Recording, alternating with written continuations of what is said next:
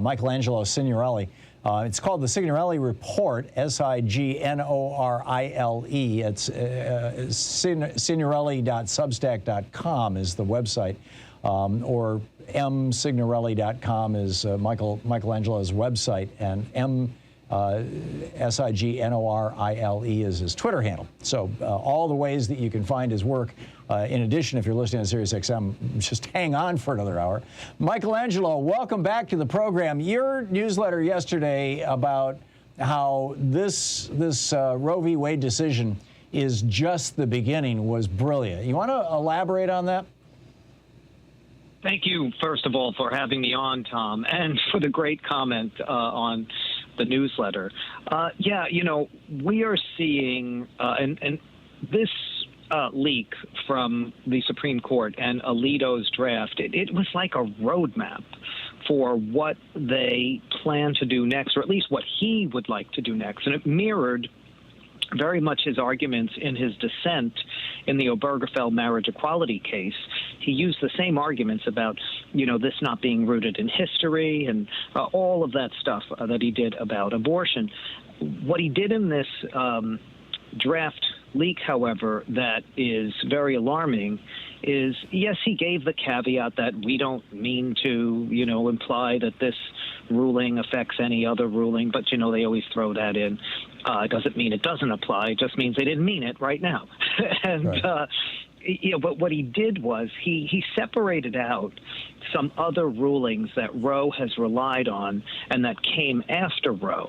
And so he separated, he talked about interracial marriage. He talked about, you know, having the right to educate your children the way that you want, all of these issues that have to do with family and privacy. And he talked about how those were in place before Roe, and Roe relied on those. And he was much more clear that Roe is very different from those. But then he said, you know, he mentioned this other group that came after Roe and relied on Roe, and that included sodomy laws. Well, no, it included the sodomy ban, when the Supreme Court overturned sodomy bans, and when the Supreme Court codified marriage equality. And those, it's clear he's setting up to really follow in the same way as this ruling. I mean, he could go for all the others, but those two, it's very clear from the legal scholars I've read and those I've interviewed on my show. They are really setting up to give marriage equality back to the states as well, if they can. I agree.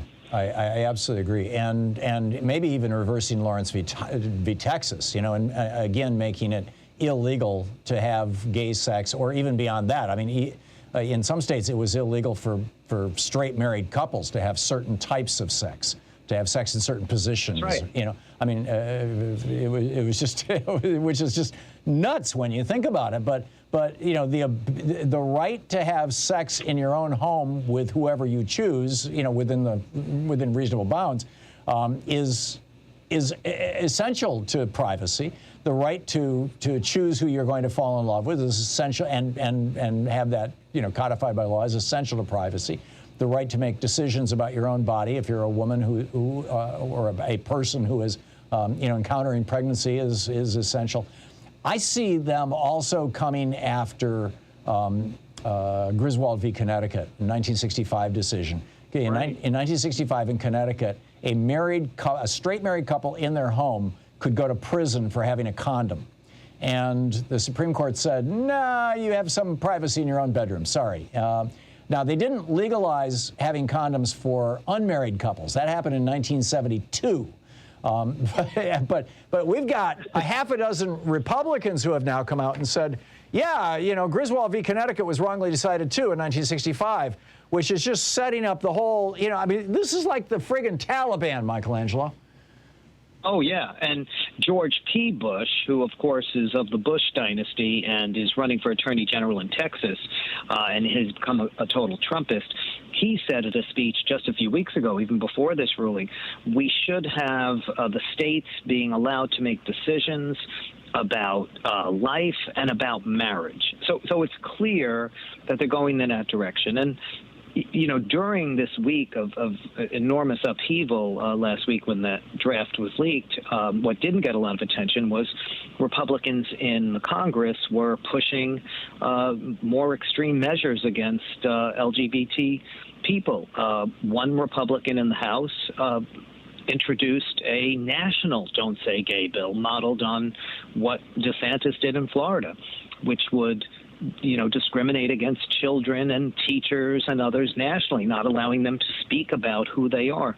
And then 5 Republicans in the Senate wrote a letter to the parental guidance, the television parental guidance board, asking that broadcasters put warning labels on anything on television that has content related to LGBTQ people. I mean, this is all a preview of what they'll be doing if they win back any chamber of Congress and what hearings they'll be having. But this is where they're going. And it was interesting, the president said a few days ago, I thought it was very prescient when he said, what are they going to do next? Separate out LGBT students from other students in classrooms? What comes next? Segregation of gay people from heterosexual people? Yeah, well, it wouldn't surprise me. The thing that astonishes me about all this is, I hope this doesn't sound like a shameless plug, but I just published a book on privacy. It's called The Hidden History of Big Brother. And when I was researching that, I was amazed to discover that the concept of privacy was fully well-formed back in 1787 when the Constitution was written. They just didn't call it privacy. And the reason why they didn't call it privacy was because the word privacy in 1787 usually was used in the context of either sexual intercourse or using the toilet, using the bathroom. We had outhouses back then, and people would say, I need a moment of privacy. And what did we call those outhouses? We called them the privies, the place where you went for privacy.